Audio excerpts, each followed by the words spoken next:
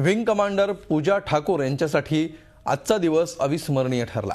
अमेरिकेच्या राष्ट्राध्यक्षांना guard of honour देण्याचा सन्मान एअरफोर्समध्ये कार्यरत या महिला विंग कमांडरला देण्यात आला।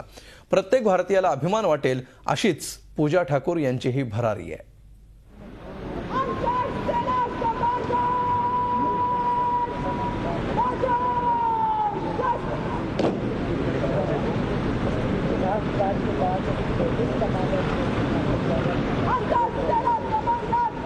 अमेरिकेचे राष्ट्राध्यक्ष बराक ओबामांना भारतात आल्या आल्या नारी शक्तीचा साक्षात्कार पाहायला मिळाला।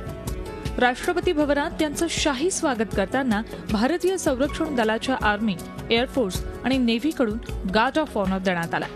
भारताच्या इतिहासात पहिल्यांदाच एका महिला अधिकाऱ्याला गार्ड ऑफ ऑनरचं नेतृत्व करण्याचा बहुमान मिळाला। त्यांचं नाव air force wing commander Pooja Thakur. जगात सुपर पॉवर असलेल्या अमेरिकेच्या राष्ट्राध्यक्षांना 21 तोफांची सलामी देऊन मानवंदना देण्यात आली। ओबामांनी ही मानवंदना स्वीकारली तेव्हा पूजा ठाकूर त्यांच्यासोबत संचलन करत होत्या।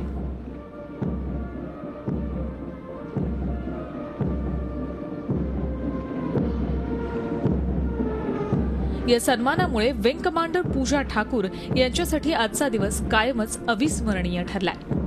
मैं पहली महिला थी शायद जो एक इंटर सर्विस अंतर सर्विसेज सम्मान गार्ड को कमांड कर रही थी, लेकिन उससे पहले हम सब लोग एक ऑफिसर हैं, एक डिफेंस ऑफिसर हैं और हम सबको सेम ट्रेनिंग दी जाती है, चाहे हम एक लेडी ऑफिसर हैं चाहे मेल ऑफिसर हैं, और ये सब चीज़ें हमारे में इंग्रेन करी जाती हैं राइट फ्रॉम ट्रेनिंग डेज।